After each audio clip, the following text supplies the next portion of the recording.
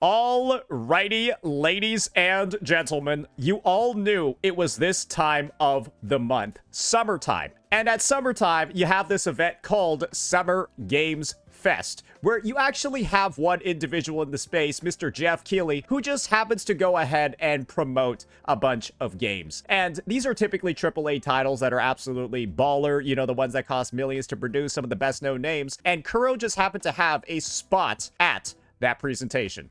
And so with that, we've got this here, the 1 minute little segment that they had good to go for that event. And, well, I'm going to say this.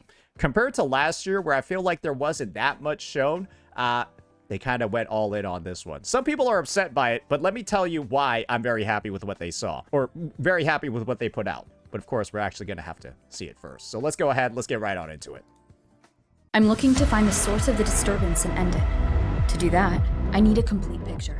So first things first, they already start off with like some additional story exposés about what Rover is doing over here. And of course, you can probably guess it if you can tell by the lighting. This is Night City. So yeah, you can see that both of the characters are on a bit of like an investigation of sorts. And you could tell for some reason they do look very excited. Like, look at that smile. Look at that grin. We're in Night City. I don't know why you're smiling like that. They got the two logos. Maybe this is all a brain dance, a simulation. And then they're giving us like these crazy ass highlights, bro, of the characters. I really liked what they did here.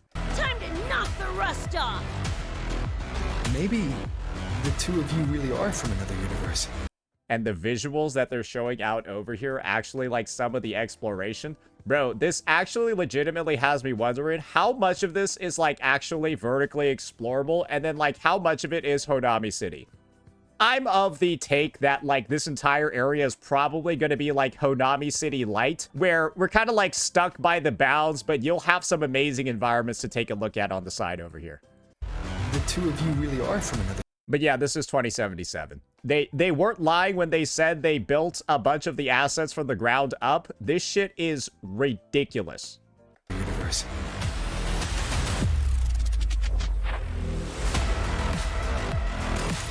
I'm sorry. Can we just...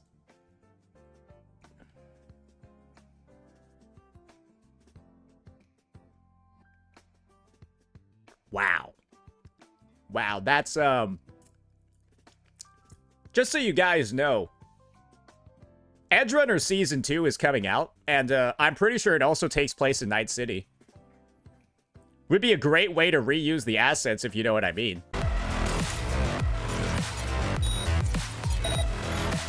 I can't believe you can use the bike there.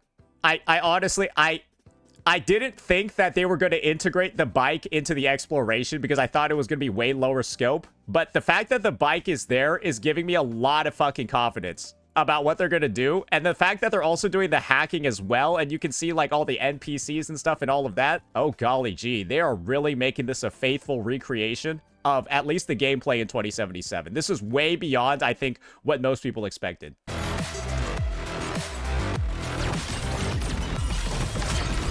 Run.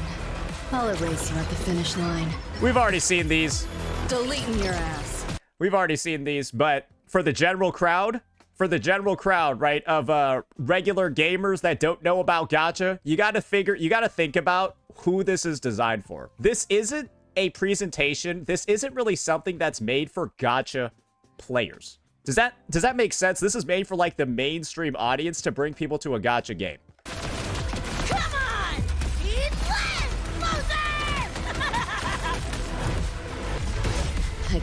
I wish they played the rest of Rebecca's voice line, where she's just like, die, die, die. And then they cut that one short. They cut that one a little bit too short. Feel it. That nightmare Tacit Discord is looking for us. And just so you guys are fully aware of what I'm talking about over here, this is the ultimate voice line that I'm saying. They should have played the whole thing here. This one right here.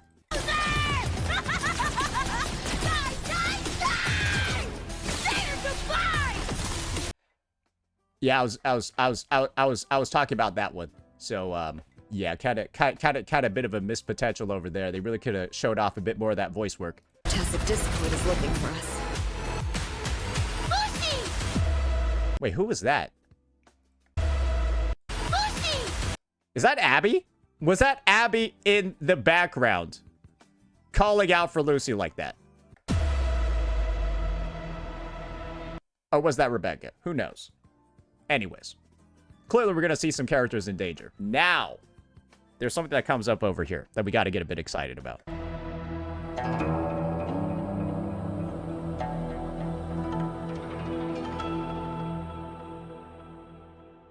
I'm looking to find the source. So, if we kind of like go back over here, there's a couple of things you might notice.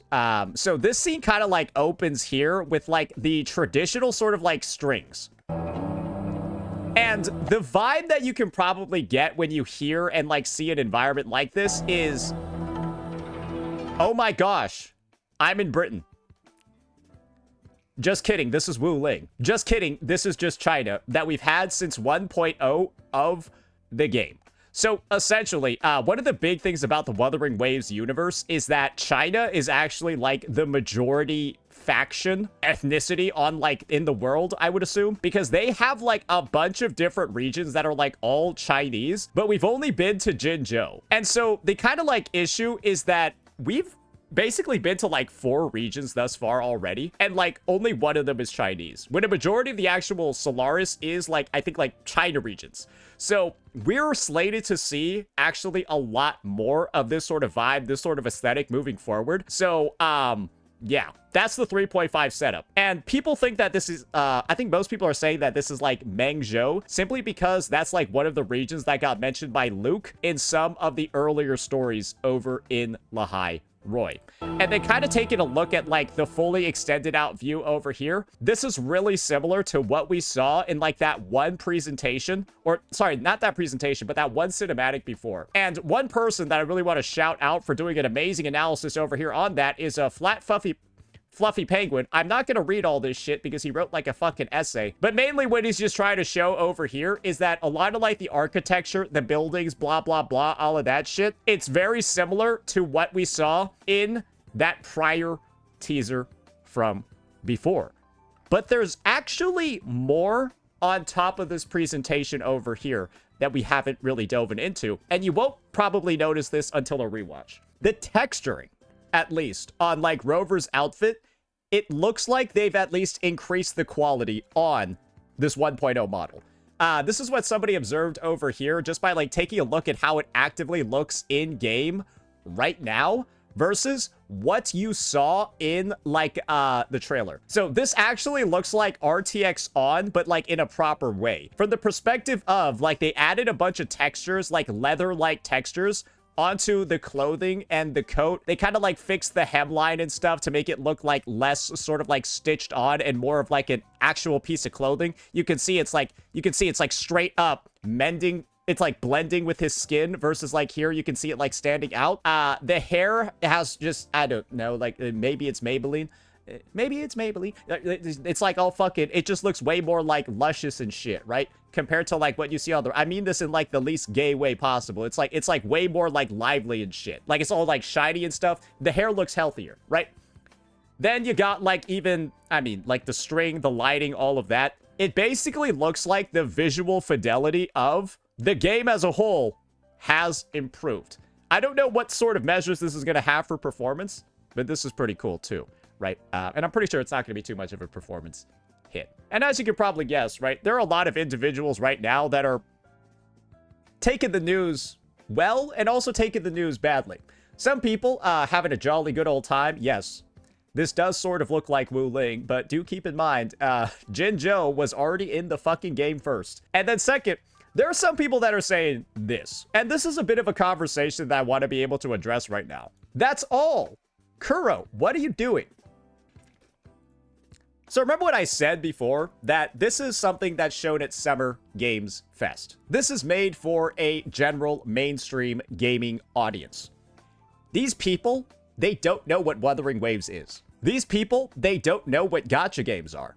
Imagine if your showcase, right, your teaser, all it did was show future region characters, right? The ones that are showing up in 3.5, all of this, and not the action. It doesn't actually focus on, I don't know, the audience draw of a mainstream IP. That's what these people wanted. They wanted to see, like, the new character cast, the new units, like, who they're speculating is going to show up for 3.5 onward. They wanted that cast revealed. And the crazy thing about this is that you've got a bunch of, like, marketing experts. You got a lot of, like, individuals that are going to basically LARP and cosplay as actually knowing what they're fucking doing when it comes to this sort of stuff. And I want to be the first person to tell you, no, these guys are absolutely fucking lost. These guys are completely fucking clueless. Because why would the general audience, the mainstream audience, why would they give a fuck about Meng Zhou when they haven't even played the rest of the goddamn game yet? This is what they're going to care about, because this is probably what they're going to know. And do you want to know what I'm actually ecstatic about in the first place? The fact that they even decided to show this. The fact that they even decided to give us at least a bit of a preview of what many are considering to be Meng Zhou. Because do you know what this is? This is a treat for the existing players.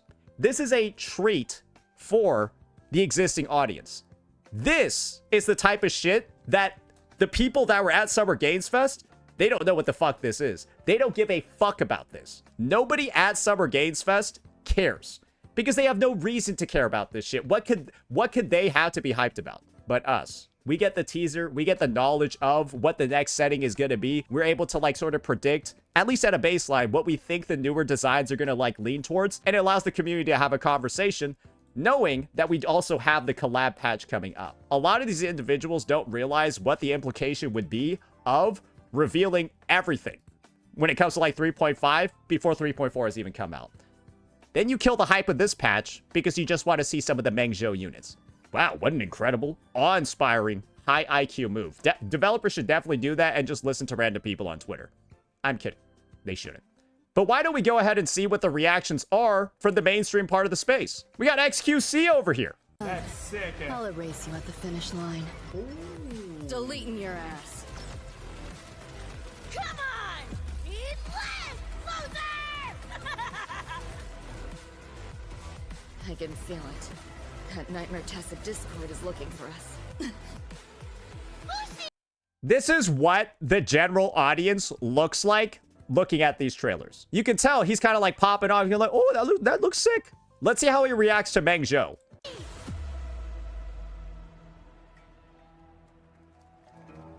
I mean, that looks good. He doesn't even register what the fuck he just saw. That's what the general audience is going to think of that last bit. It doesn't even, like, they don't even factor it in. He was already talking, summarizing what he saw when that part came up, and he didn't even stop talking because he knew it was irrelevant to him. That's the reality, ladies and gentlemen, of what's happening over here. And I've got another example of another person, another mainstream individual. But guys, this person actually plays WuWa. This person is actually committed to play the collab. Let's see what Asmon Gold had to say about the reveal. This is a crazy collab. Holy I shit. can feel it. Wait, Adam That Smasher's the nightmare-tastic boss? Discord is looking for us. Lucy! Oh my god, that's awesome.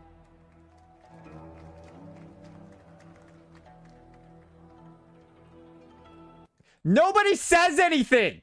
Bro, nobody cares about that last part. None of, like, the mainstream audience, right, gives a fuck about that last bit. And all of these dumb little nerds were like, oh, Curl should have showed more of that. Man, they should have showed more. When you have two of the biggest streamers that were watching this shit alongside their entire fucking audience, and everyone's just like,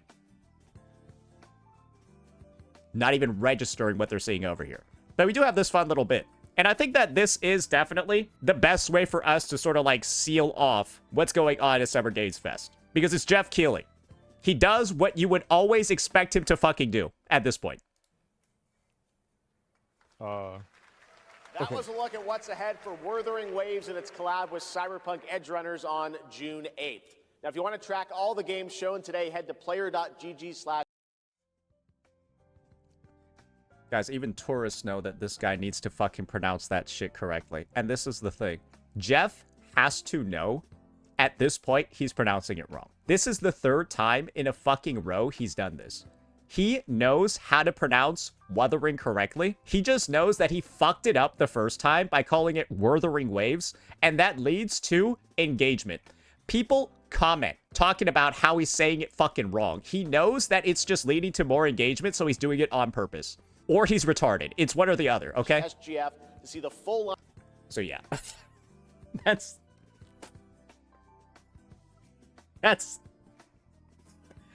Summer Games Fest, ladies and gentlemen. That's Geoff Keighley, and of course, that's going to be Wuthering Waves. And I personally think that Kuro has blown it out of the park with whatever they decided to do with this one. It gives the, you know, the Mengzhou heads, the lore heads, a lot. I mean, you don't even need to take it from me, bro. Fat, fluffy Plankin fucking wrote all this shit off for 3 seconds. He wrote all this shit off 3 seconds, bro. He's fucking eating, right? It's like for all, like, the lore heads and, like, the stuff like that, all of that goodness, right? You got this, and then for the actual audience, who it's tailored for, all of that. Bro, how much do you bet that there were so many people in the audience that played 2077, that saw this, and they were like, oh shit, I need to go check that game out? Because guess what? This is all the fucking shit that was in Cyberpunk 2077, and Cyberpunk 2077 is one of the most popular mainstream games of all time. Plus, this game's free to play, so yeah, they're likely to go check it out if they're a fan of the IP. I think it was masterfully done. You'll have a bunch of idiots telling you otherwise, but hopefully, after all the stuff that we talked about today, you can see why this is a good move. Let me know what you all thought. Peace out.